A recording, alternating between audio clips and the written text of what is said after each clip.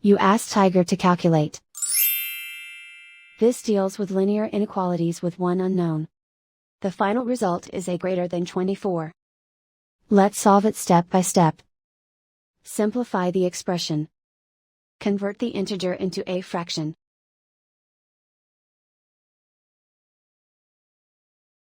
Combine the fractions.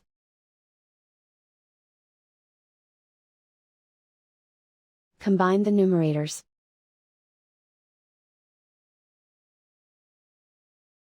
Isolate the a. Multiply both sides by 15.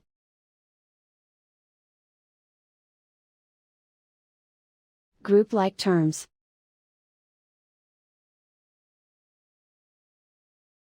Multiply the coefficients.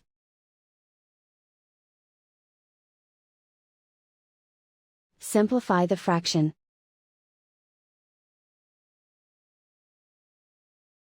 Multiply the fractions.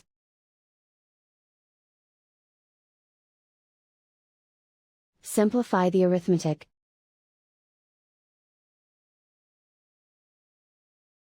Plot the solution on a coordinate grid. And so the final result is a greater than 24.